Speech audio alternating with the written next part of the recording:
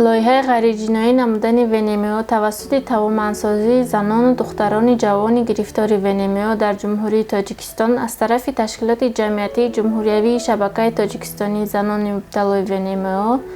با دستگیری سفارت ایالات متحده آمریکا تحت برنامه گرانت‌های خرد کمیسیون دموکراتی سفارت ایالات متحده آمریکا عملی شده ایستاده است.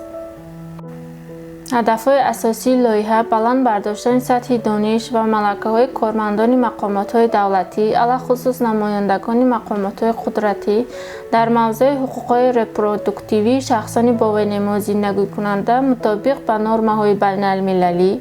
پروفیلاکتیکای به جوابگری جنایی مطابق با ماده 125 قسم 1 کشته شدن شخصان با ونمو زندگی کننده و همچون توانمندسازی زنان و دختران جوان گرفتار ونمو در جمهوری تاجیکستان می باشد.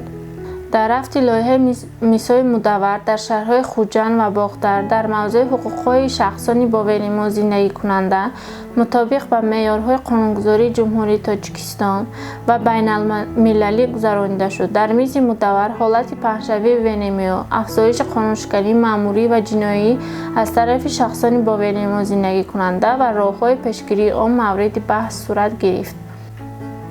تشکیلات جمعیتی جمهوری شبکه تاجیکستانی زنان مبتلای ونمو همساله در روز جهانی مبارزه با اسپید و روزهای بین‌المللی خاطره آنهایی که از اسپید ففتیدند نمایشی عکس‌ها را برگزار می‌نمایند. مطابق با نقشه کاری تحت لایحه نمایش عکس‌ها بخشیده به این روزها در موضوع غیرجنایی نمودن ونمو برگزار گردید.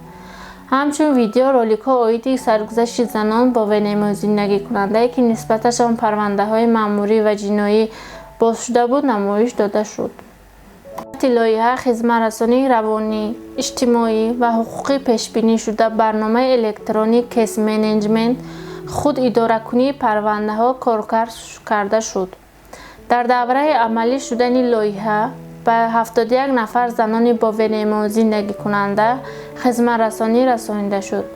که از آنها به 8 نفر خدمت رسانی ادوکاتی، 39 مشورت حقوقی، 30 مشورت روانی، 16 کمک اجتماعی و زیاده از 60 خدمت رسانی گوناگون رسانیده شد. برای بلند برداشتن سطح دانش کارمندان مقامات‌های دولتی، ناظران منطقوی، تشکیلات‌های جمعیتی و فعالان با ونمو زندگی کننده در شهرهای خوجند و باختر ترینینگ‌های آموزشی در موضوع‌های حقوق‌های شخصان با ونمو زندگی کننده مطابق با معیارهای قانونگذاری جمهوری تاجیکستان و سلامتی جنسی و رپرودوکتیوی شخصان با ونمو زندگی کننده گذرانیده شد.